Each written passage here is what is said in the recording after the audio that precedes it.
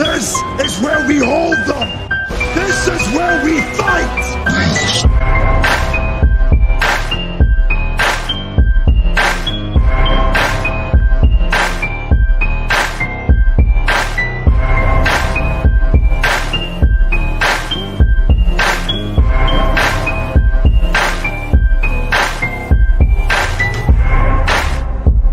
You are now listening to Sweep the Rack podcast featuring Brooklyn Rob and Big Mike.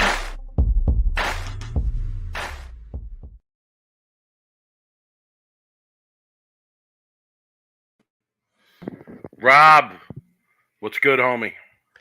Mike, man, this is the beginning of your favorite week in bowling. Best week in bowling. Let's go. World Series week. I notice how I say your favorite or favorite week of bowling because I don't think it's the best week in bowling, but we could argue about this till the cows come home. Well, I said a couple episodes ago on our Masters wrap-up show that the Masters might be my new favorite week in bowling with betting being available and all the matches you had to bet on. But have no fear, betting is back in big form this week because every other night we're going to have a double, I think best of five.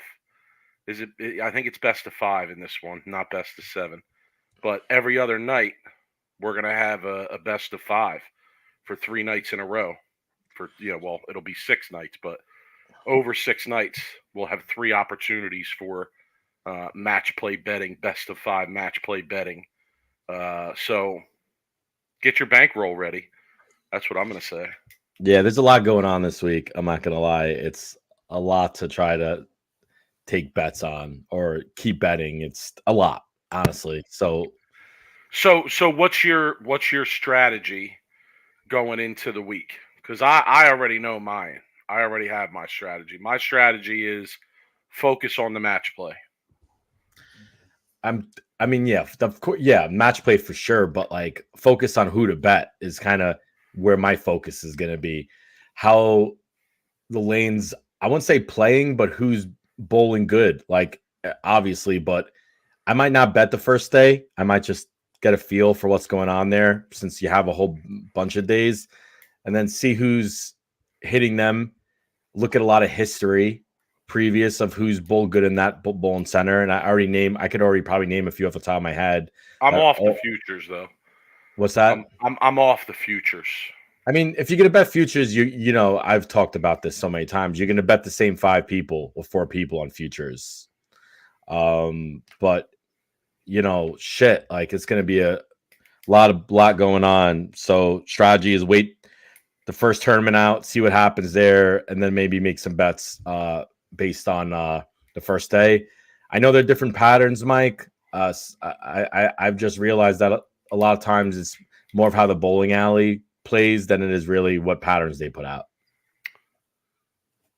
So when you say sit the first tournament out, you're saying all of Cheetah, no all betting Cheetah. for you, no betting. No, probably not. Probably not. Okay, my strategy is going to be try and catch as much as the qualifying as I can of each tournament, and get as much info as I can for the match play that following night. Yo, Dion wants to know why you're not at WrestleMania. Let me tell you something. Mike probably doesn't even know WrestleMania is going on right now. Yes, I do. I know. It's all over my social media feed. Yeah. I know. So tough night to go on because look, Mike always rolls his eyes at wrestling, but WrestleMania is obviously one of the biggest watch events all year. Really. I watched some of it last night. So I plan to watch some of it later, but Mike couldn't probably be a professional wrestler. As for like what his name would be, I don't know. Like that would be up for debate. No interest, bro. No interest in fake. What is adult fake theater? It's fake adult theater. No interest. I'm out. Which has millions of more views than real sport. I know, which is unbelievable. It really is. I mean, it's the fact that it's so popular, even though it's fake, just blows my mind. It really does. It's like there's basically a lot of people out there that enjoy adult theater based around My confrontation.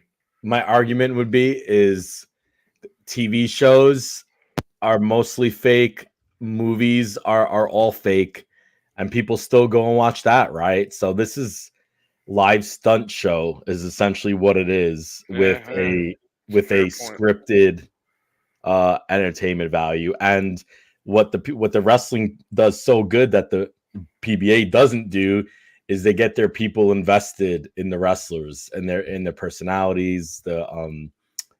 People love their own wrestlers, man. They get behind them. Their team Roman Reigns, their team what is that? Head of the table or fam bloodline or whatever's going on right now. And people love it, man. They fight each other over it. It's crazy, man. One day, I might be team Simo and you might be team Tackett, and maybe we'll fight somewhere in the crowd. But until that happens, I don't see it. But Dion, please don't get him started. Okay, don't get him started. We don't need this. Are you watching WrestleMania, Rob? I watched a little bit last night. I watched the last two matches. It was actually real. The last match was really good. It really was good. And how about tonight? The Rock was wrestling last night. Came back, FYI. So tonight is going to be pretty good. As soon as we finish this show, I'll probably watch it while I'm making dinner, whatever.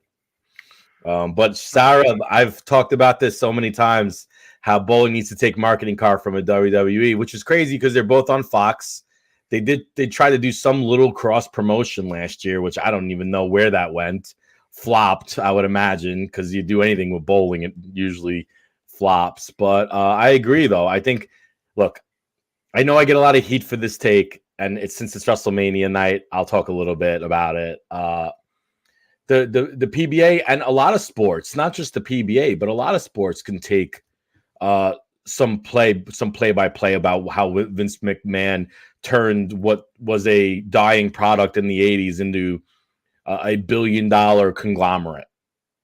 I mean, really, that's what he did. And I think a lot of people can take what he's done. I mean, I don't, agree with some of the stuff he does, but any sport where you can get your fans invested in the player themselves is a sport where more people are going to watch. And that's just the bottom line. Like, that's how it goes. If you love a NASCAR driver, if you love a golfer, if you love a baseball player, whatever it is, you get behind them and you watch, you spend money, you buy apparel, you go to the shows, you record it or you tape it or, tape it. I mean, you know what I mean? You DVR it, whatever. And it's just, it brings in money and it brings in visibility. And the PBA needs to obviously 100% do a better job of marketing their players. They have so much TV time FS1 gives them. Mike, even crazy to say they might have too much TV time where they're trying to fill TV, where I think they could be using some of that and maybe making some more behind the scene type, I don't know, some kind of entertainment to get the fans more invested in the actual players than just the bowling itself. You want some 80s style, early 90s style promo videos before the matches, huh? You want promo. You want Packy Hanrahan pacing around in the back. No. Yeah, brother. I'm ready to go out and bowl, brother. I'm ready to take them down today. No. I'm doing it for the lefty two-handers, Hoss. No. Do you feel me? I mean, No, I don't want fake promos. I don't want fabricated shit, okay? I want real, enthusiasm behind the players. And the only way they're going to do that is by getting people to get to know them on a personal level. You do that with the PBA, you're going to get, I'm going to go out today. I'm going to throw some urethane to keep it safe. And, the 73U urethane, it's going to really look good in the mid lane. And, I'm just going to keep it safe and make my spares. And I'm going to bowl a good game. Yeah. Oh, I'm going to make the best shots I can. Just see how it plays out, and then, well, Mike, what's your strategy going into this game? Because Randy, my strategy is to go out there and rip his head off, Randy. I'm going to rip his head off, Hoss. I'm going to go out there and I'm going to throw some strikes and dig it. It's too much. It's too much, you know. Oh my God. All right. So let's get back on topic here. Dion, you're taking us off the rails here, Hoss, please. Um League review. League review. Let me tell you something about my league review, brother. Big Mike walked in his 24-inch pythons, brother. I honestly forget how I bowled. I know that it was a long pattern. It was Hardwick, 44 feet. I used a new ball that I had drilled up recently, which is the Black Widow 3.0. I I felt like I had perhaps the best look out of anybody bowling, and I executed pretty well. But yeah, there were just a few shots here and there each game, probably 2-3 shots each game, where I just didn't throw it really well. I don't think I bowled terribly. I think I shot about 560 for 3, so not horrible, but not great.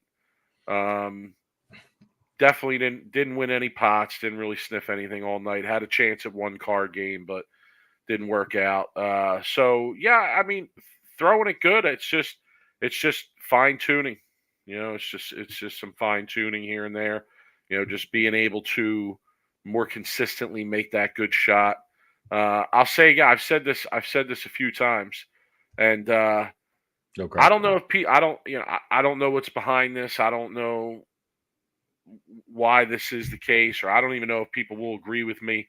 But I feel it myself, and I see it when I watch bowling a lot at any level, and I currently feel like you have to hold on to the ball and loft it and hit up on it. I mean, that's what I feel like.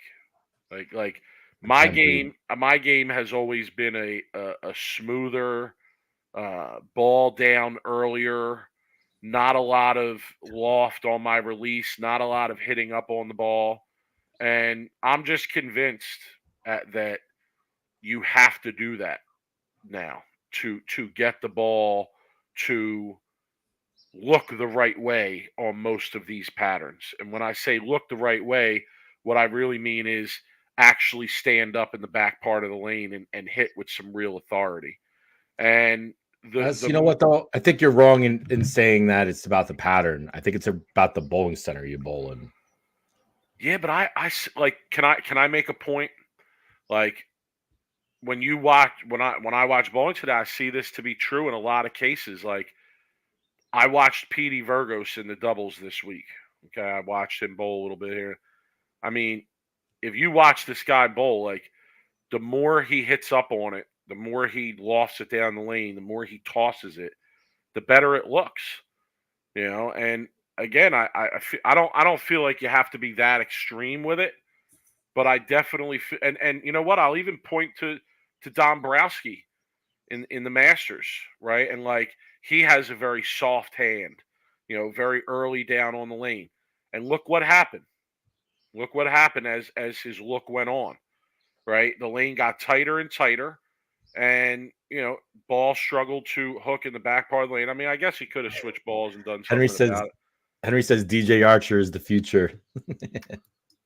Well, I mean, you know, I'm not going to go that far, but Yeah, real excited about the new releases. I think that there's a lot of you know, there's a lot of guys you could look at and you know, you ask like, and I don't even know how to phrase it really, but like, do they have a soft hand? Do they have a hard hand?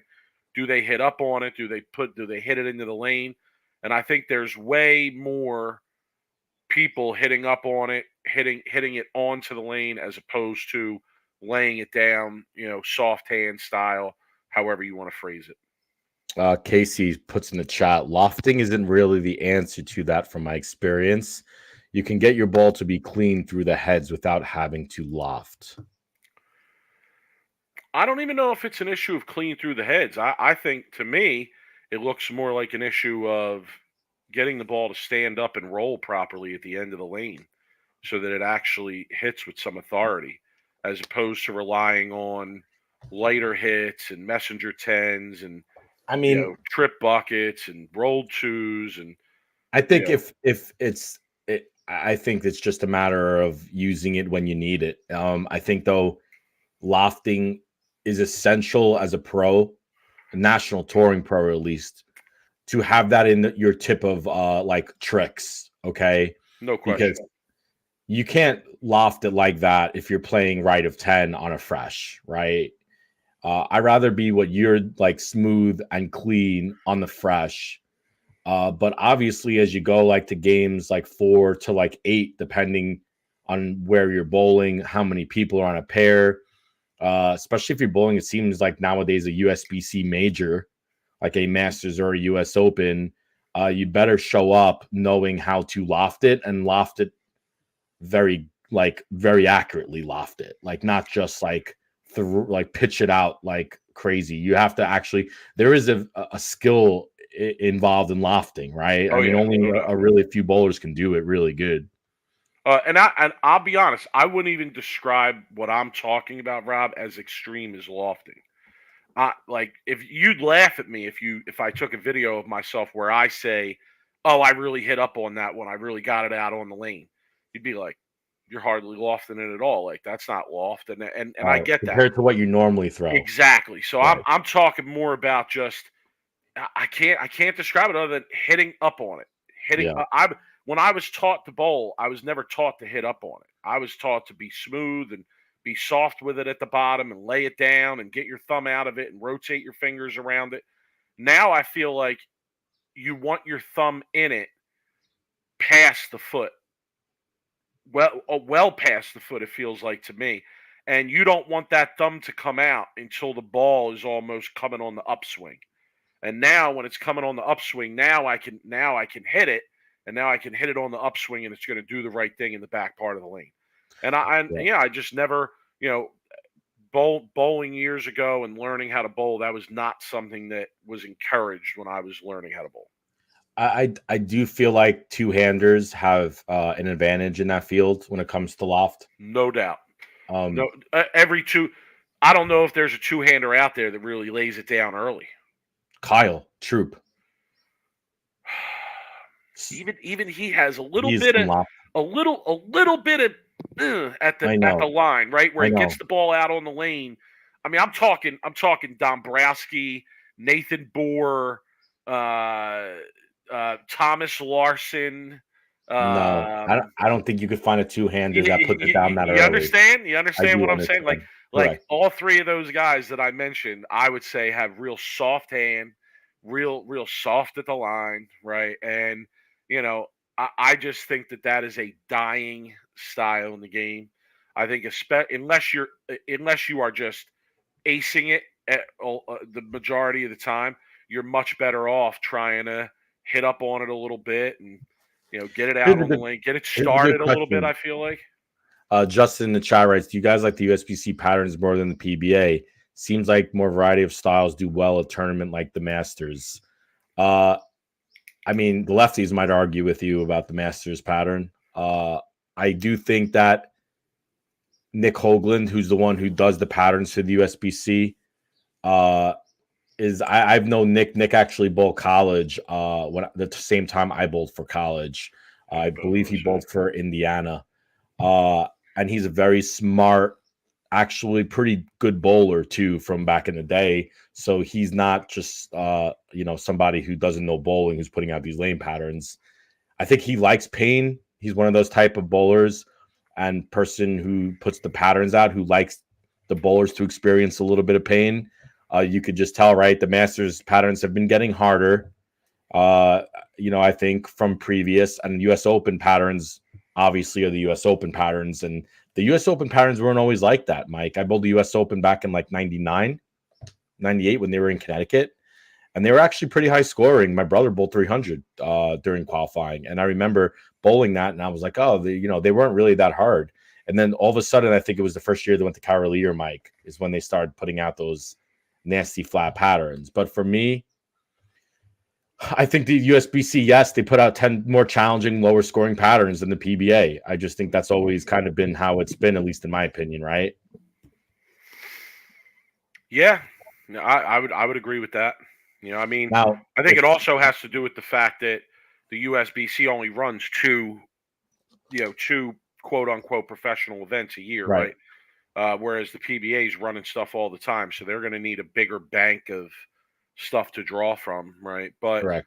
I don't know, just to kind of go in a little bit of a different direction with that issue. While what Rob said is true, and I fully agree with it, I will add on that I think the PBA needs adjustment. I think the PBA needs adjustment to patterns. I think the PBA needs a larger bank. I would like to see more creativity in what the PBA puts out there. I would like to see them put more research behind developing patterns that are going to challenge the players in ways that perhaps we haven't seen or we aren't accustomed to. So PW Fred in the chat says PWBA patterns are mostly more difficult than the PBA. That's a tough comparison because the women are a completely different style of bowler than the men are. The men are completely overpowering with rev rate and speed and two handers, and women obviously aren't there yet. I think that tough to say if they put out those PWBA patterns out for the PBA that the PBA guys wouldn't crush them. It's a whole different style of bowler. so yeah, okay. What do you want to talk about first here, Rob? What do you want There's a to get lot into? going on. There's a You want lot to talk? going on. Well, I We mean, could it's World Series of Bowling Week, it right? is. We can So talk about the elite shows a little bit because those have been on. If you want to get into that for a few minutes, okay, disaster of a product, I think, thus tough to watch. far. The shows, they're becoming somewhat comical to me. I thought there Let was me a ask lot. you. I watched both of them over the weekend. I watched both today. Uh, we got a bunch of players sitting in the crowd. You got Simonelli sitting in the crowd who got cut from one of the teams, and you got Bug Kroll sitting in the crowd who won a title and didn't get picked up by anybody. I mean, what is going on here? Like, I don't know. It's really strange to me. I think that the fact that so few teams drop somebody to pick up some of the bowlers who have bowled well throughout the season. I'm not going to say I completely lost interest at that point, but it definitely turned me off from it a little bit. So, look, we could talk about all the draft picks and the players not being picked and all of this. I don't, to be honest with you, I wasn't really watching or paying attention to that, right, Mike? I was looking to see if this was an entertaining product in general, right? I turned it on. It's early. The shows are earlier for me because I'm 3 hours behind the East Coast time right now. And I wasn't invested anyway in the shows, and I talked about it last week how I haven't really been following along. So I wanted to watch just to see what was happening. It's flat. The show is flat. I don't think they have an identity right now. I think they're trying to find the identity of these shows. I think they were trying to force a Portland, Maine type atmosphere, like during these shows. That's the identity. It is, but it's not in Portland. So you're forcing an identity on a show that isn't like in Portland. So I'm like, they're trying to like get the crowd pumped up, and then all of a sudden they would do this. Oh yeah, let's go. And then all of a sudden it would go quiet, right? It was just like people yelling and it's quiet. And I just didn't know what they were trying to do. It kind of was cringe for a little bit, I think, at certain times. It didn't help that the lanes were completely like, I don't know what they did with the lane conditions, but there had pros missing head pins, and it was tough finding strikes. Not a big deal because that's what it is, right? I don't know if the sprinkler going off a few days earlier had any like visual effects on the lane conditions. It could have been.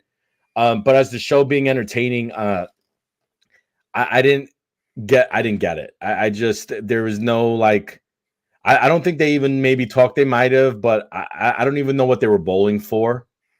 Like I didn't even understand. Like, well, that's part of it. I think it's been somewhat hard to follow the standings and who's bowling for what. right? And why these particular matches are significant. Now there were a couple matches over the weekend, like Bill's team's match, where it was clear that if they lost, they were out of playoff contention. But only two teams don't make the playoffs, so you're not going to get those type of matchups very often, right? Those are only going to happen a couple times throughout the competition. Um, yeah, I don't know. I just think that it's kind of disjointed. It's somewhat disjointed is the word I would use. Like it hasn't all the. I like the fact that they've done different league stuff at a lot of the stops, but at the same time, with there being some competition off TV, some competition on TV, with the standings somewhat tough to follow, definitely to me makes the product, like I said, hard to follow and a little bit disjointed. Now, with that said, I still think they have a really good product here. It sounds like you are over this team bowling concept, period. I'm really not. I I think need they to see some still go ahead, changes. go ahead. I need to see some major changes. Okay. I need them Me to get too. me invest. I need to get them. They need to get me as a fan invested in the team. Like, and maybe I don't know how to do it, Mike. I'm not an expert in this. But they need to So do something different. somebody, I forget who it was. So if it's somebody who listens to this podcast, I apologize that I forgot who said this to me throughout the week. But somebody made this suggestion. They said the thing they don't like about the league is that you're coming on, you're watching this league bowling, and you're only seeing the best players, the most popular players, the top players on each team throw a few shots, right? This person actually suggested radically changing the format where you would have like a singles match, a doubles match, and a trios match for each team. So the singles match would feature, the two top players or two biggest names bowling against each other in some sort of format. And then the next match would be doubles, right? Two guys from each team. And then the next match would be three people from each team, right? Trios. And yeah, actually that's what the person was actually brought it up as UBA type style. Now, Fred, if I'm wrong, correct me please in the chat, but doesn't UBA bowl 3-3-3 and it's a scratch handicap thing for matches? I don't ever remember the UBA being singles, doubles, triples. I mean, again, I could be wrong. But I don't know. What do you think, Rob? You think I think I would be. I look, anything would be better than what it is now. I would be open to seeing what that would look like if the singles and doubles matches were going on. I would want the teams though behind them watching. I think to bring a level of hypeness. okay? I might be more interesting to see the reactions. I'm using this example. Let's just say Andrew Anderson's bowling. I like to see AJ Johnson behind him, Right. like really giving it to the other team because he's not bowling, but he can get a little bit more into the shots and get. I don't know. I think it would be something different now. Yeah, I like I said, I'd be open to see what it would look like. Yeah, and I mean, we've talked a lot about other changes that we'd like to see. Like getting rid of the cities and But maybe. if the shows look like the way they look now, I don't think any of that's really going to matter. They really need to put on some kind. They really not they have to get an entertaining product together. I think we might start seeing a little bit better shows when they get to Portland for the Well, the main, yeah, you'll see better shows when they get to Portland, no doubt. But the main factor, Rob, is money, right? I Yo, mean, we got a if, legend in the chat, Phil Placco. It's the GOAT right there. Uh, what's up, boys? Check out how Live Golf does their team play. The numbers come together by their individual play. Very interesting how Live is doing their events. It's a fair point, Mike. What do you think about that? Is that something similar to what you're saying? yeah, I'm not a fan. I'm not a fan of that format, to be honest, Phil. But that would be what the in singles, doubles, and trios would be. No, is No, that the no, same no. I type of think thing? I think what Phil is saying is that they would bowl a regular event, and wherever they finished, individually would then assign team points for their team, and that would determine who the winning team is for that week. What about something like the Ryder Cup, Mike? Do you have enough?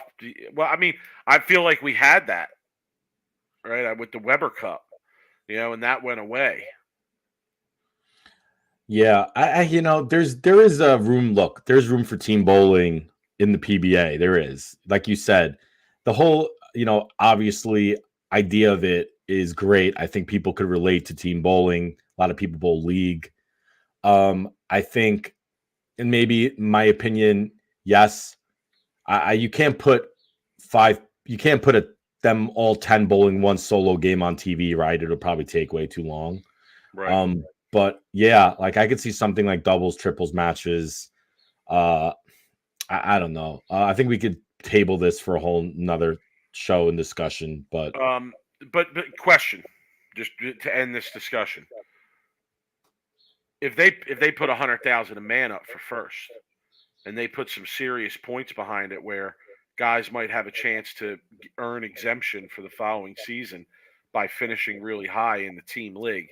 That in and of itself, I think you'd see it taken to a whole new level just with that. Yeah, I agree with that. I could agree on that 100%. Yeah, make it the main focus of a tournament and not just like a sideshow of the main of like the individual tournaments. Right. No, I'm okay with the sideshow if there's something that's really at stake. Yeah, here's the thing is, Mike, being at the Masters, and I could say this, being at the Masters, the players aren't really emotionally invested in it. It's almost like they feel like they're being forced in a way to be there. Just from my sense. I understand. Nobody told that to me. That wasn't verbally said to me, but just from, asking the players, oh, hey, what do you got? What are you doing? What are you doing for the next few days? Oh, I got to be around here for the. It's just like, but that the way the players' attitudes toward it also that could also carry over to the show a little bit too. I mean, when you watch it, even on Bowl TV, when you watch it, it's absolutely like the most relaxed and quickest pace that you will ever see at one of these events. Yeah. But yeah, I think that if you made it for something serious, you would immediately see a change. I mean, I'm okay with it being a side piece of a lot of the events. I have no problem with that. But if they were bowling for 100,000 a man, and some of these guys, it was like, shit, man, I need to win this because I need the money, and that could make my season, and that could make my next season as well. Like, so here's the other thing: take your other piece, take your other advice for the league, put that in. Also, let them keep their 5 on the teams. If they want to keep all 5 on their teams, let them keep their 5s, and then keep giving them the option to drop and bring in new players. And what, Mike? If you have let me finish my point. If you have 100,000 a man and an exemption and a title and all that on the line, you might be a lot quicker to drop players and pick up new players. And you know what? Not only that, Rob, but if some team wants to keep their boy because it's their boy, at least they're bowling to try and get their boy something real. But here's the thing is, if I'm on a team, let's just say me and you are teammates, and you want to keep your boy on the team because he's your boy, he's your brother, he's whatever it is, right? And your boy stinks and he hasn't been performing on TV. I'm going to go to you and say, Mike, I got an exemption and 100,000 on the line. Tell your boy to kick rocks. I got to pick up Booger Kroll because he's 7 or 6 in points, 8 in points. Bottom line, I'm trying to win. Right now, it's like, oh, whatever. You want your boy? Cool. Whatever. I was going to ask you, and we'll wrap up with this. I was going to ask you. That's not where I meant to go with my last point. But based on what you had just previously said about the attitude towards this event, do you think that there's guys out there who don't really want to make it and don't really want to go to Maine? I think maybe some of the seasoned pros who have been on tour for years. It wouldn't shock me. It wouldn't shock me if you gave them a truth pill and they were like, September, gotta go all the way, fly to Maine. Off season. I gotta leave other the family. stuff going on. You feel me? So like, again, if they're really bowling for something significant, I think that changes drastically. Like, If there's yeah, a there's hundred, some. Mike, if there's 100,000 on the I line, know. the wife is Go gonna say, ahead. get your ass on that I know. plane. Get on there. Yeah. For some of these guys, Rob, like the team event could become the only way that they're going to get a shot at that sort of title or that Mm, sort of benefit with a title. And I think correct. if they did put something on the line like that, then yeah, you would see an immediate change and you would see some real fire out there, real interest in it, real reaction to what's actually going on. Yeah. Okay. Yeah, we'll obviously talk more about this, but for now, not it wasn't the shows are falling flat. There isn't really a lot of investment on my point of view, in my opinion, and they need to really figure it out. I think though the shows will get better when they go to Maine though for the finals. Sorry, I'll bring your brother's Yeah. comment up here. Part of it is even if they win, they don't come home with any money that day, right? Payout is at the end of the season. But hear me out, Jeff. If they made it for something really significant, then you'd have guys working towards this huge payout throughout the whole season, where they got to bowl the whole season and bowl well the whole season to get to this big payout at the end, right? And to me, I think that in and of itself even makes it more interesting. It's like, all right, who's going to get this big payout at the end? We're narrowing it down now, as we go along in terms of who's going to be there for that big payout at the end. But yeah, more to say on that as always, Rob. All right, let's talk World Series. Yeah, already got Talk one World tournament Series. Yeah, one tournament is in the done. books. They bowled the show for the doubles last night. Yeah. We do not have results for people. Okay, No, so we can't. I mean, we would probably get. I don't have results. Oh, I I won't know speak for Rob. I know. Okay. I just know. But Okay. obviously we can't talk about it. But from what we do know, the stepladder was last night. The stepladder will be aired next Saturday night. Yeah, Andrew Anderson Prather in the 1 seat. Bill O'Neill Belmonte 2 seat. Simo Barrett 3 seat. Jesper Kyle Troop 4th seat, and Hoope Packy 5th seat. Who shot 290 their last game to make it, which was amazing. This was a really great match play. Yeah, it I was have to good. say, I watched a lot of the match play here, particularly in the second block. And I guess my was great. question is, I don't want to go on a tangent here, but we go off the rails all the time. Why have a show like this, why show a taped show of this when they could obviously show this live, this stepladder, and maybe think about doing something different? Like, not, I don't know. Could they? They didn't. Well, okay, because they had the PBA League show on today. Yeah, I would have liked Is to that see what the you're live saying? instead of the elite show having 2 elite shows this weekend. I'd have rather them put in the live doubles finals Sunday today, and then have one of the elite like on Bowl TV. You know what I mean?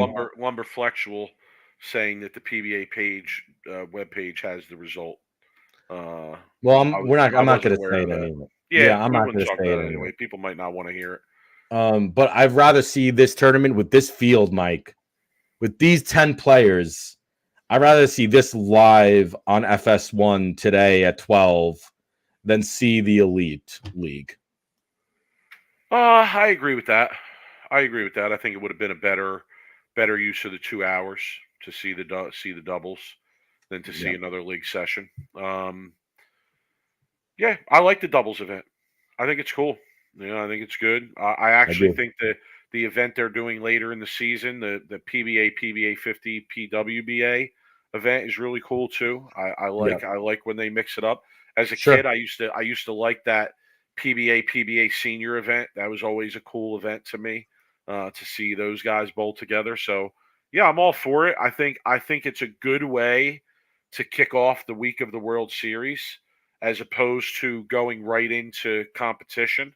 You let these guys warm up a little bit. You get them something that isn't as high stakes.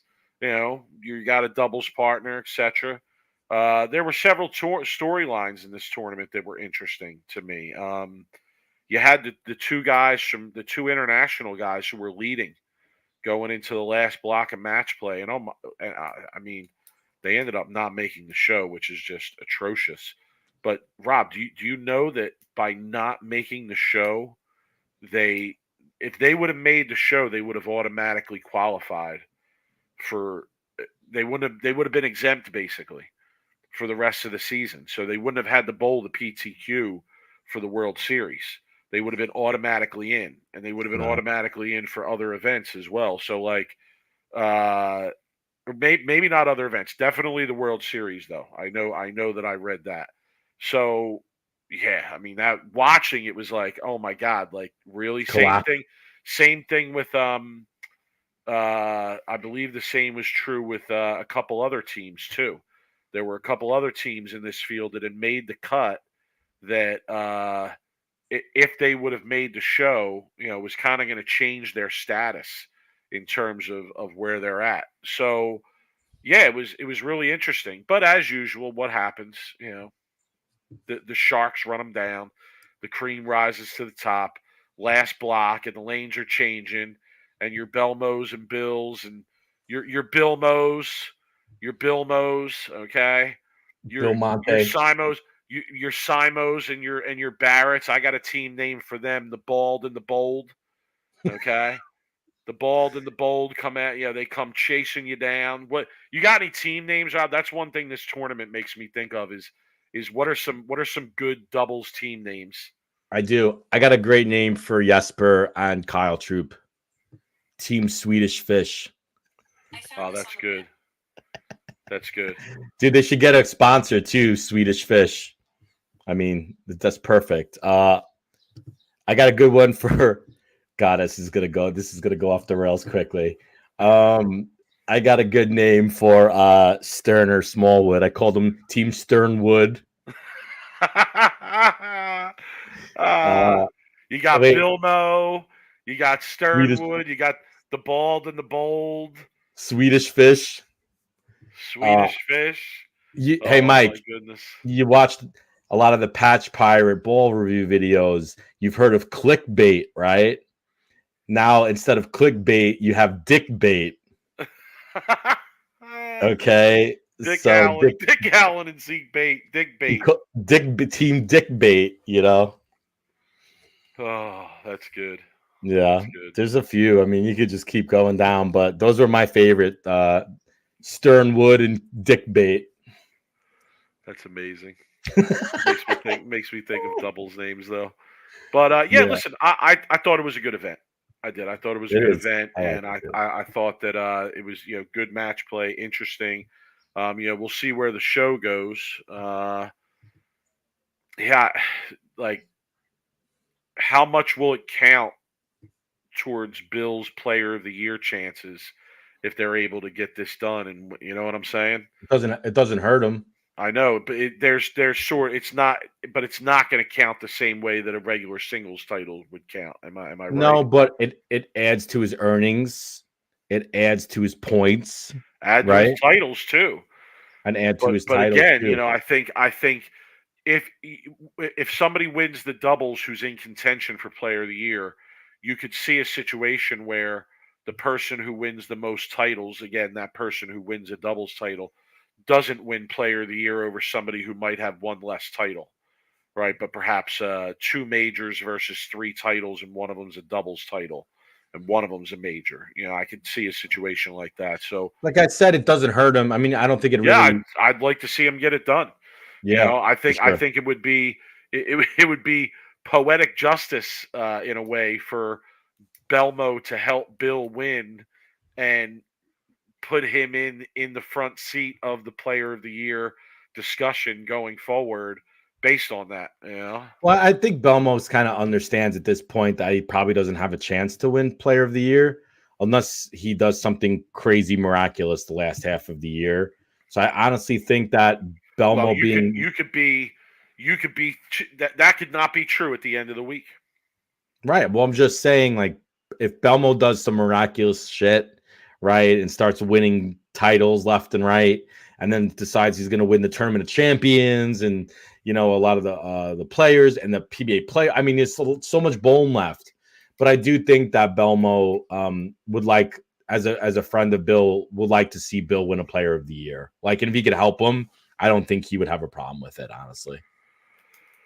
Okay. And he gets a title too if he wins. I don't think he cares about any of the other shit. He's trying to be, be the cemented GOAT, Mike. He's trying to put his flag in the ground that there's nobody better than him. And the really only way for him to do that is for him to try to catch Walter in titles, honestly. I don't know. I think we've talked about this before. I feel like the goalpost has moved, and it is for majors. It is, but people will always bring that up. People are always going to bring that up. I'm not sure that Belmo, values a regular title the same way he values a major title. He doesn't. And I know that nobody values it the same way, but I think there might be more of a discrepancy between how he values them versus how a majority of other players value them. I agree, but people always hang that over his head, Mike. Yeah, that's all I'm saying. That's fair. All right, so I already talked about my betting strategy for the week. Follow me on Twitter is going to be my advice at the 215. If you want to know what I'm doing, feel free to tweet at me. You can email us too at sweettherack@gmail. Better chance that we get back to you on social media than we do through email. But I already talked about my betting strategy for the week, Rob. The futures have become really hard unless you're picking the top four. The top four people, top five people that don't have that great of odds. The futures are really tough. I'm going to lay off the futures, whether it be futures for World Championship, which I think if you want to bet futures, take the top three or four in the World Championship, right? Yeah. If I'm taking anybody, Rob, I'm taking EJ Tackett. I'm taking EJ Tackett in the futures for the World Championship because who would you pick to have a better shot at making that show over the course of that many games than EJ Tackett? Yeah, him and Simo. It's him and Simo, like of the two bowlers that you have to bet if you're going to bet futures. And you're right, though. It's a good strategy. Wait for the longer formats, the lot of games. Total games, total whatever it is, right? Total pinfall, and then bet the best in the world because most of the time they're going to be the ones that are going to be, if every tournament on the PBA tour was total pinfall or 24 match play 30 pin bonus step ladder, you would have to bet Simo Tackett on every tournament. No, it's true. So I'm going to look to the match play. Because every other night, right? So there's qualifying. There's 10 games of qualifying on Cheetah tomorrow, and then Tuesday in the early part of the day, there's 5 more games of qualifying. Then they make a cut to the top 16, and they're doing a bracket 1 versus 16 and so on, best of 5, 2 rounds. Where in the second round, the highest losing seed is on the show anyway. Okay, as the 5th seed. So I'm going to be looking at that first round of matches each day is really where I'm going to try and make my money, have that as my bread and butter. I'm going to put together some parlays in those matches. Probably That's all you do bet parlays though. That's all you bet is parlays. You don't even bet one single match. I bet some individual matches as well. Do? Yeah, I bet some individual matches as well. And I definitely will have bets on multiple individual matches, so that's going to be what I'm going to attack. And then going into next week, you have live shows at least 3 nights in a row. I think it's 4 out of 5 nights or 4 out of 6 nights. There's going to be live shows. So yeah, you're going to have the opportunity to bet all those as well. Right. Yep. So it's right, Rob, you said it earlier in our little intro to what we were going to talk about. Like, there's so much to bet at this point. You almost, and that's why I'm talking about this, because you almost have to pick and choose where you want to be. Right. I mean, unless your bankroll is unlimited, which I assume that's not the case for most people that are listening to this show. Shout to Dan Dunleavy. But if your bankroll is not unlimited, okay, the Billy Walters of the bowling game. If your bankroll is not unlimited, then you really got to pick and choose where you want to hit them and where you want to try and pick your spots. Yep. Right. So for me, that's going to be it. I'm going to be looking at that first round of match play, maybe second round of match play some nights, and then I'm going to lay off until the shows start next week, and I'll be looking to make some bets throughout the shows and try and make some money there as well. Do you have anything strategy wise you want to offer to the people, or any bets you really like here? Any guys that you think have a really good look in this building traditionally? I mean, Bill has a really good look in this building traditionally. Bill always makes a show in this building. He's made, I think, you could probably look at the history of it. I think one of his titles I remember was in this building in the arena. I remember watching that show. Oh man. I think you have to look at some of the people who live in that area always tend to bowl better. Guys like Andrew Anderson, Smallwood. Justin Knowles from the area. Yeah. Frank Snodgrass is from the area too, I believe. Yeah, I think that's never a bad pick, right? Sometimes when you're home, you tend to step up your game a little bit because all your friends and family are there watching. Best 3 out of 5. I mean, the match play is a crapshoot. I think it's just looking at the matches and I don't know. I like I said, I'm really paying. I'm paying attention to the scores. I'm paying attention to who's bowling good. I paid attention to the PTQs. Even you could get a good idea of how the lanes are looking just based on the PTQs, right? So it's just. So anybody that stands out to you? I mean, look, when it comes to betting bowling, there's no science around it. You got to bet the guys who are always there, right? EJ Tackett, Simo, Belmo, Bill. Really, I mean, there's no strategy. That's the only strategy right now if you're betting, and then you just have to wait and see how the lanes are playing. Styles, what styles are bowling good? Is it the slow hook? Is it the lefties? Is it the people throwing urethane? Is it the two-handers?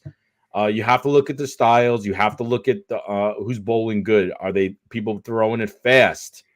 Are they bowling good? Are the people who are throwing it slow? Are they bowling good? And then you kind of pick your best bet based on like the majority of the styles on who's hitting them. Really. Okay. Yeah. Who, if we think about a pyramid type ranking, okay, right, of PBA players, and let's say we're talking 3 levels of a pyramid here. Okay. So you have your number 1 guy. Okay. You have 2 guys under him, and then 3 under them. Right, is your next set. Let's talk about what each of our pyramids looks like going into this World Series. Now, I know that some people might say, "Oh, well, just look at the points list," right? But what I'm trying to allow for here, what I'm trying to factor in here is right now at this moment, World Series qualifying starts tomorrow.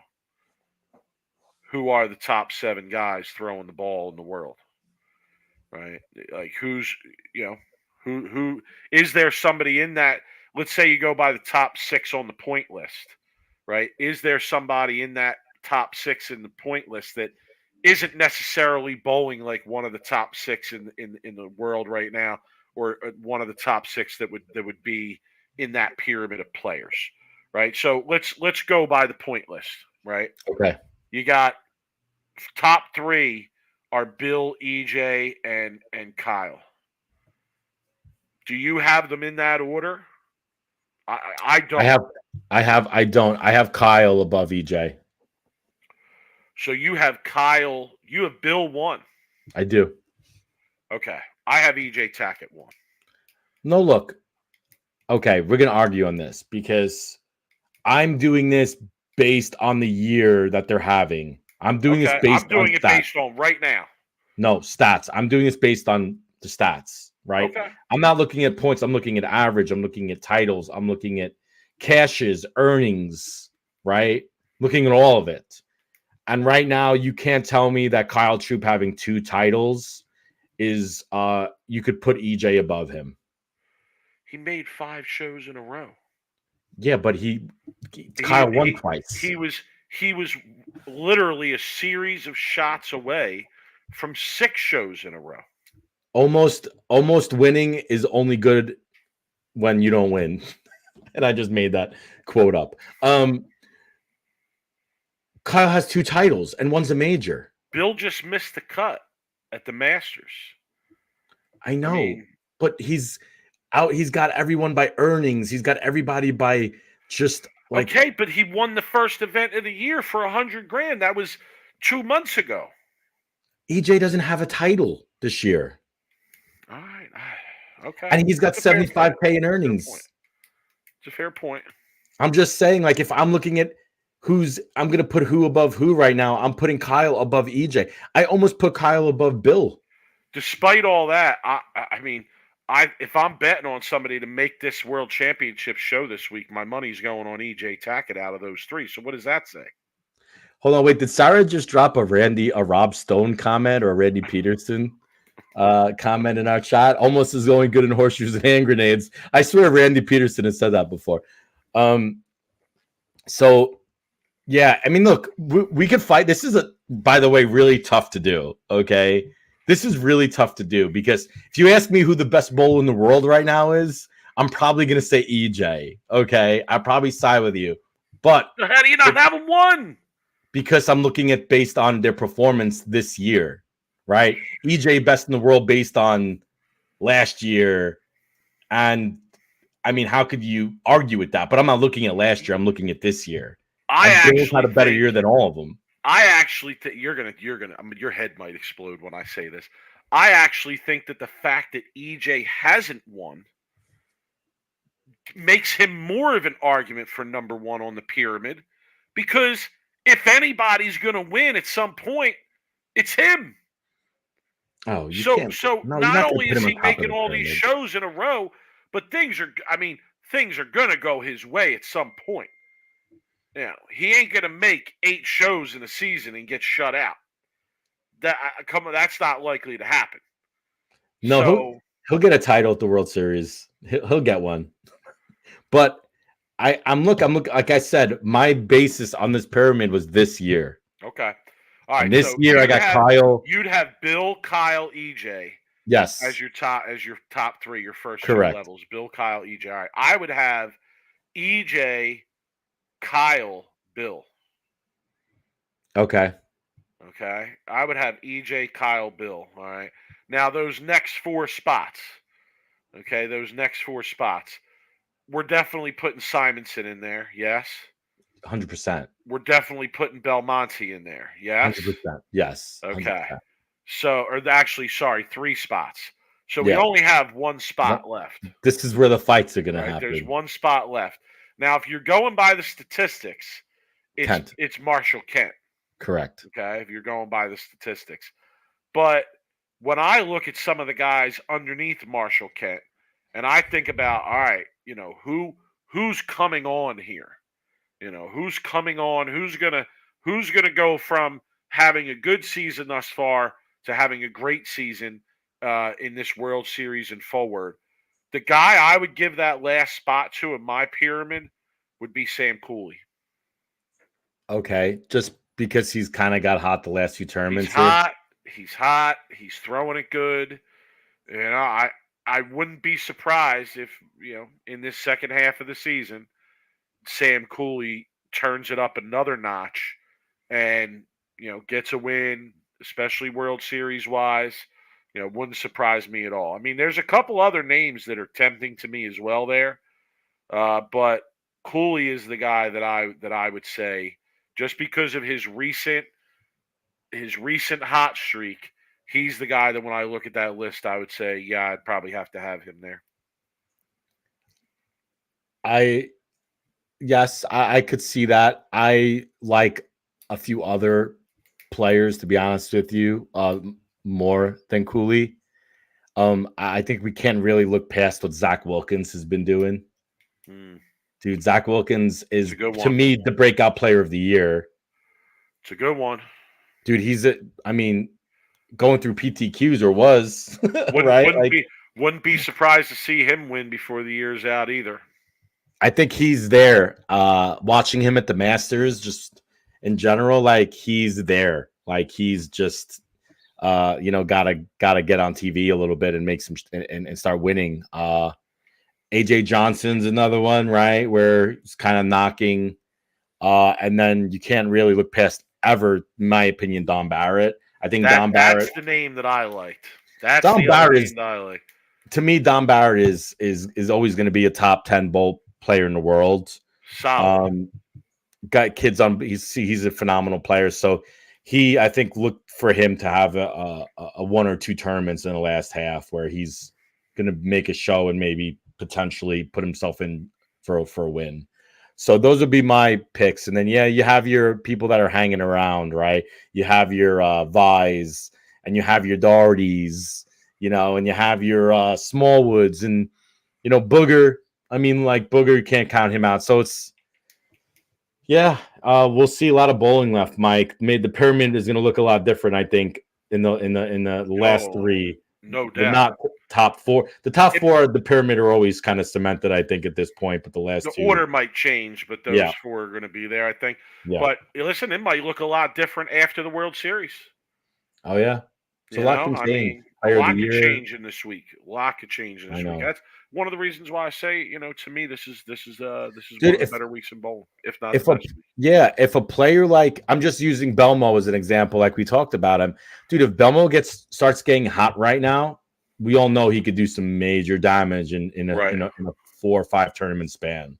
Right. He could go from a title, a major, like he could go from that third level of the pyramid right now to the top spot real fast. Right. I mean, and I think any of them, and I think the pocket starts to look a lot bigger. I mean, we saw Bill got hot there at the beginning of the season for like the first 3, 4, 5 shows. The pocket, that 1-3 for them starts looking bigger and bigger. It's like a hitter, a professional Major League Baseball hitter. When they start getting hot, like the ball starts moving way slower.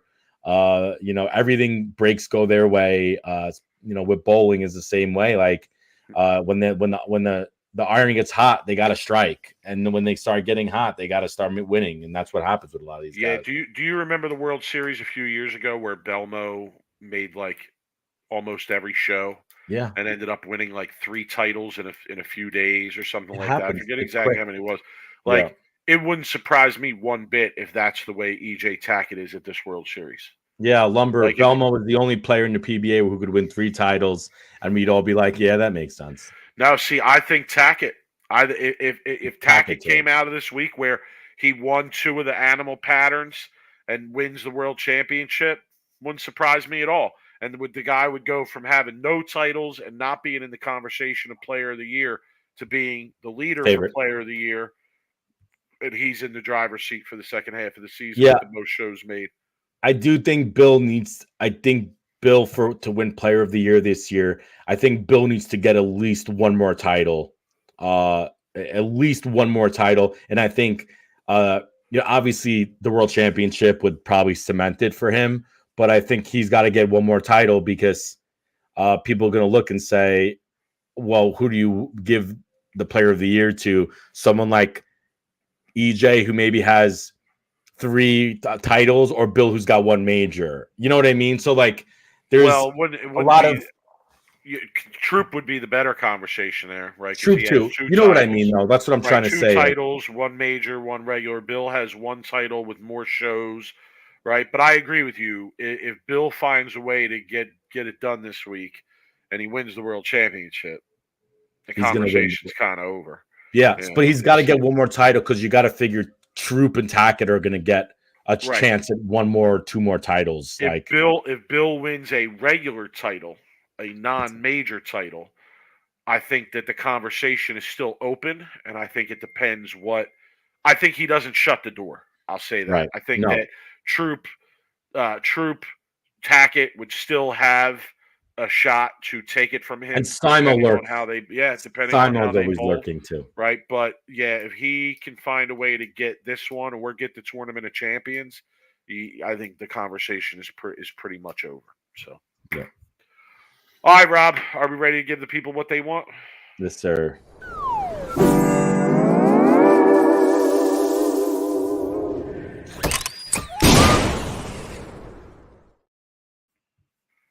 All right, I'm giving worst of the week this week to a big dog in the bowling community. I'm giving worst of the week to a big dog from the Evil Empire. Ooh. Evil Empire, be on notice. Okay, I'm giving worst of the week this week to Alex Hoskins.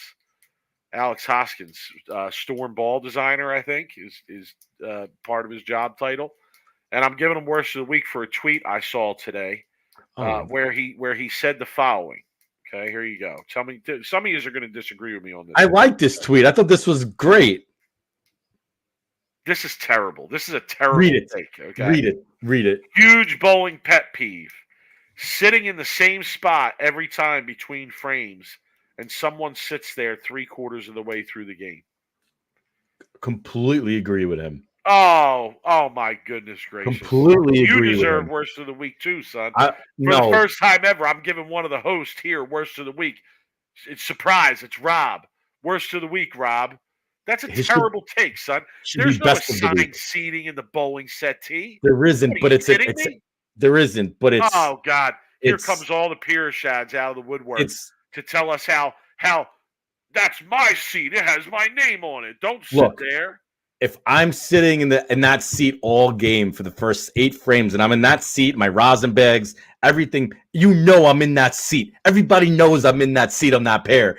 And then I get up to come back from my 9th frame, and I look, and there's some person sitting in my chair. No, it's bullshit, dude. That is a great. That is not worst of the week. How? So all right. So explain this to me. How am I supposed to understand that it's your spot and your chair? Because I've been sitting there all game. What if I don't even notice that you've been sitting there? You think I'm paying attention to where people are sitting during the game? I ain't paying attention to that. Well, you should be. It's a. That's ridiculous. Best of the week. Ridiculous. Get over it. Get over it, son. No, I agree, Alex. Shit happens to me. I get just grab your rosin bag and go have a seat somewhere else, bro. This ain't assigned seating in the set. Especially when I'm bowling good. Okay, I get into a routine. Right, I'm bowling good. I'm feeling good. I'm sitting in my seat. Right, it's all routine. Right, so what happens is this random person who's probably minus 400 walks over and then fucks up my routine. That's gonna piss me off. Hey, if that's the case, you're mentally weak. Look at your brother. It's common courtesy. My stuff is there. My jacket's on the chair. My drink is there. That's a huge common courtesy. No. Jeff that's is ridiculous. No, listen to me. This is different. Jeff's talking about league where you have your drinks and your sodas. No, I'm talking about when you're in the settee area, when you're in the chairs, when you're in where the compute, like when you're actually bowling in the settee area, not when you're bowling league and you're sitting behind and with all your teams around you. And no, I'm talking like bowling a tournament. And I have been sitting in that chair for the whole game, and then you're gonna go snake in and try to scoop up on my chair, man. That is a pet peeve. Listen, Kevin. If Louis Napolis stole my seat, I have no problem with it. It ain't my seat. It can't be stolen. It doesn't belong to me. Hey, it's not reserved seating. When I get my ass up to go throw a shot, if somebody wants to sit in that seat, you go right ahead. You sit in that seat. Now I've probably been crop dust in that seat while I'm sitting there. That's a different issue. Okay, that's a different issue. So, dude, you want to sit there, you go right ahead. If I ever bowl with Mike and I cross with him, wherever he sits, he gets up. I'm gonna sit in that seat. Go right ahead. I'm gonna do the same to you. And I'm gonna fry you out with it. Mentally weak. You and your brother are gonna be fried out by the end of the day. Don't scoop my seat up. I gave this worst of the week because last week I was guilty of this. Oh, you did it? I was this guy. I was this guy because there was one guy on my pair. What table? He had his own little personal fan with him. So, like, he was setting up his fan. Yes. At a particular place to sit. Yes. And he was sitting there, and I didn't give a shit whether your fan's there or not, bro. If I wanted to sit in that seat, I was going to go back and sit in that seat, and I did it several times. And one time, he even came up to me and like stood next to me, and I think he was sort of implying like, "Oh, you're sitting next to my fan," but bro, I don't care. Like it's an open seat. Like you want your fan, grab your fan, bro. Common Your fan's courtesy, right Mike. here. Grab your fan. Common courtesy. Pay attention to where people are sitting because you don't want to scoop up on someone. The chat's all over the place on this one. Yo, Jeff is saying I'm that guy. You are that guy. I'm that guy. I agree. No, you're that guy. How about that? You're that guy. Sarah's right. We need a Facebook poll. It's going on our Facebook. And yeah, Jimmy's right. Get the fans out of here anyway, son. Get the fans out of here anyway, son. Look, the truth of the matter is, and I'm being honest here, when it does happen, like I don't say, I just move, I sit in another seat, right? And I grab my stuff. It's not a big deal, but he just said it as a pet peeve. Like it is kind of like annoying, but I'm not man's up though. You know, man's is burned up by this. I'm fine. I'm not up by this. I'm not frying out. I'm not yelling. Like I'm moving my seat. It's not a big deal. But man, I'm bowling good right now. Let me stay in my routine. Inconsiderate schmuck. Get the hell out of here. Dude, Mike is verse of the week for being an inconsiderate schmuck. I love that comment. I'm going to take a picture of that. Anyway, all right. There's no assigned seats in the settee area.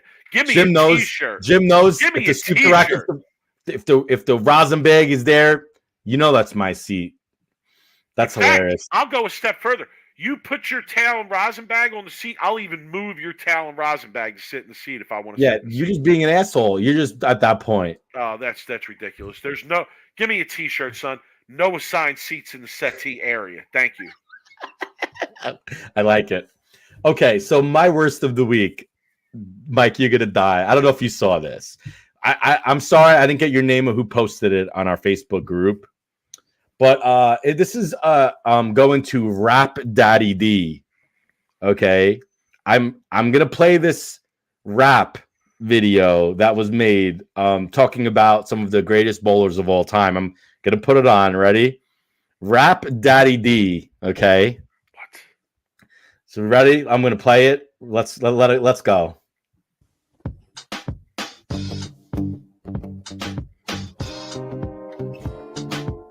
It was 50 years ago. Johnny Petraglia, Barry Escher, and Gus Lampo were big stars on the PBA Tour. They won many titles, of that I'm sure. They are legends of the game. They've been inducted into halls of fame. And you know what they do like is to roll a powerful strike. Pause. But I really... Who's the third guy he talks about? Johnny Petraglia? Okay. Barry Escher. Barry Asher?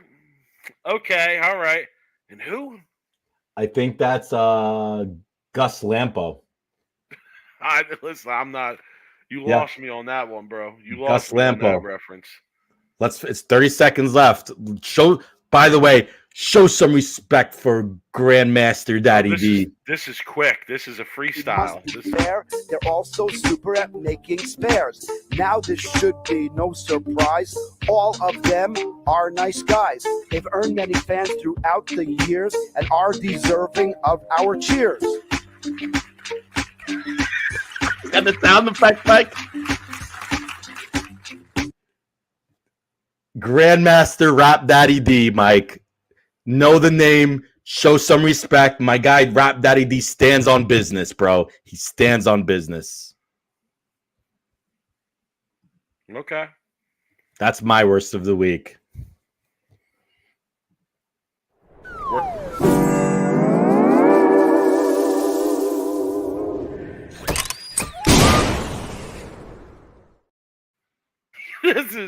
This is comment of the day. Who's rapping this? Lil Wayne Webb? Oh, Kevin, that's so good. Dude, my goodness. Rap Daddy D, and the credits, the lyrics, he actually has lyrics. Like, dude, I could go to Chat GPT today and pull 100 times better rap lyrics for professional bowling. Shit, I might do it right now, and that might be my closing argument, or my. I'm not lying, and do not ask me for this content because I'm not going down this road. I don't think anyway. But and I don't know if I ever did this with you in the car or not, but I used to be famous for the people that would ride to JBTs with me for being able to turn a song on the radio and change the lyrics to bowling related lyrics. Something I used to do all the time driving around. Just randomly turn a song on the radio and start changing the lyrics to bowling related lyrics, whether it was a rap song, pop song, whatever it may be. So yeah, I have plenty of experience doing that. I just I don't know. Your brother says Gus Lampo won 2 titles in the 70s. All right. Okay, no doubt. Thank you for explaining the reference there. Yeah, I've heard of Lost Gus me a little Lampo. bit, but I've heard of Gus Lampo. okay. All right, Rob, final thoughts? Step into the lanes where the pins await, where precision meets passion and talent's innate. In the world of professional bowling, where champions rise with their eyes on the prize, reaching for the skies. From the slick lanes to the thundering ball, every roll, every spin, they give it their all. With finesse and technique. Rob's giving us Chat GPT raps here. He's giving us Chat GPT lines. Professional bowling where dreams take flight on the polished lanes under the neon lights. Oh my goodness. Anyway, here's my closing segment or argument, whatever you want to call it. Mike, I saw a reel that I shared on our Instagram of one of the most hype dart competitions in Dublin, Ireland, where they literally were just, if you haven't seen this, you guys got to go and check it out on our Instagram and then watch the reel where they play a really famous, really well-known song. I forgot what it's called in Ireland. Bright Side. Yeah, Bright Side. Yeah, by the Killers, right? Yeah. And dude, and the dart player is just there, and there's 2 of them, and they're just practicing whatever. And the whole crowd, Mike, there must have been literally thousands of people at this event, right? You would imagine. Yeah, it didn't seem like that many, but definitely like 5,000. Right, dude, no question.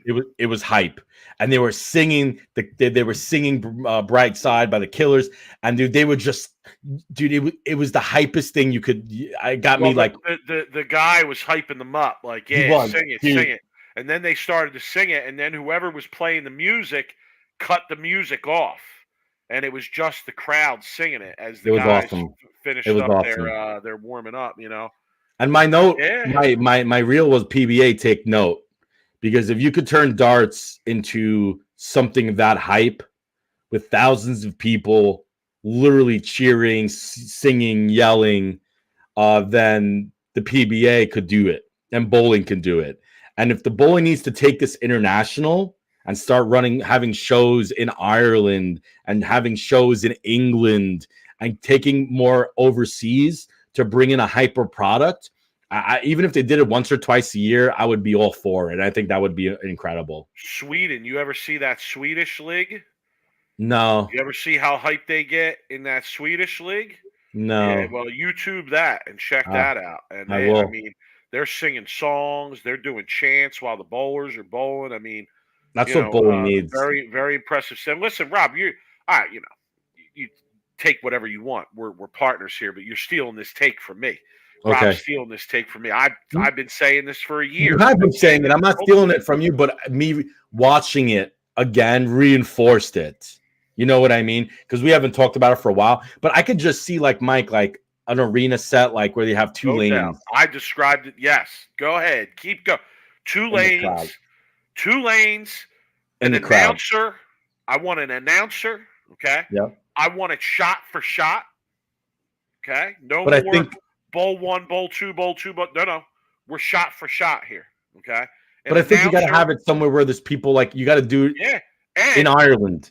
No, you don't. Sweden. You need to do it. You need to do it like in a U.S. city that's going to support bowling. Like a Detroit, like an Ohio, like Jersey, like Bayside, right? Yeah, but look, dude, like, I don't know. Hold on. Here's the key. The key is this.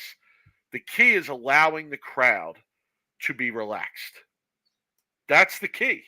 Like the reason that darts thing works is because the crowd's like, they're set back. They're loud, they're vibrant, they're cheering, they're singing, they're making noise.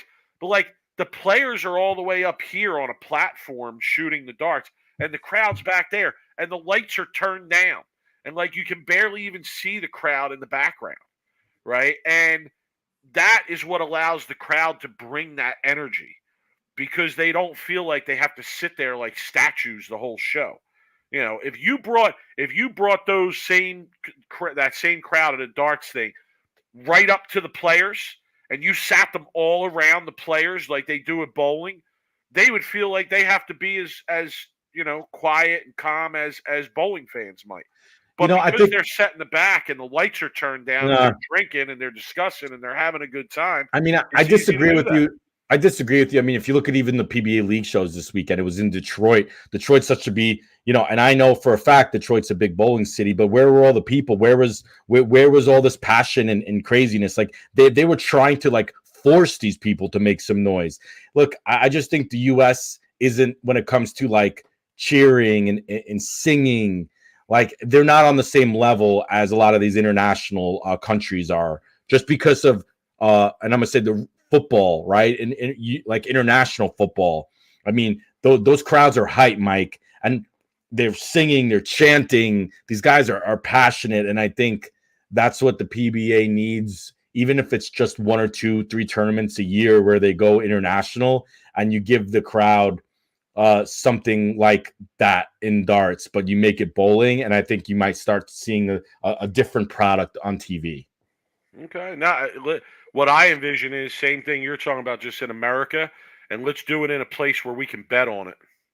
Let's make sure that the crowd who's showing up can bet on it. Yeah, but I don't know if what's the difference? What are they? Is darts like, why is darts so hype in Dublin compared to PBA league in Detroit? Don't know. That's a good question. I mean, my first inclination is gambling. You think these people are all yelling and cheering and singing in darts because they're all gambling? Well, I think it's probably more than that, but I think that's probably a part of it. I think they probably have a connection to whoever that darts player is. I don't know. I'm sure we're looking at it like, oh, it's just a random player, but I'm sure that the fans and the people watching it likely have some kind of connection to that player. Yeah, I think there's fancies like its hometown pride. She talks about the show being a good venue in Helsinki. I think the PBA could benefit from holding. All I'm saying is I think the PBA might be able to benefit from having some shows international. Look, I know it's a big ask. There's a lot of idea, but it's an interesting idea. All right, Mike. What's your? My final thought is just World Series, man. World Series. Looking forward to it. Starts tomorrow. Can't wait. Really, the Monday, Wednesday, Friday days are going to be a little bit dull, in my opinion, just because it's only qualifying. But that Tuesday, Thursday, Saturday, okay, can't wait. Yeah, Patrick, I completely agree. Bowling fans have been trained to be quiet. It's just how it's always been. That can change easily, though, Patrick. That's what I'm saying. Let me leave you with a little chorus here. Professional bowling where dreams take flight on the polished lanes under the neon lights. It's not just a game, it's a way of life. For these bowlers, it's worth every strife. From spares to strikes, they navigate the lanes. In the pursuit of excellence, they feel no disdain. Mike, I'm just dropping. You got a ghostwriter, son. You got a ghostwriter. You got to write your own lyrics. Yo, Grandmaster Big Daddy D don't got nothing on me. I'm going to literally start a YouTube channel and call it. We're starting a bowling rap beef. I love it. So here's to the professionals, the bowlers elite, where the passion for the game can never deplete. Mike, I could just spit bars after bar. All right, Grandmaster. We're done. Big Daddy Rob D. See everybody next All right, everybody. Sunday. We'll take care. We'll see you guys. Goodbye. Later.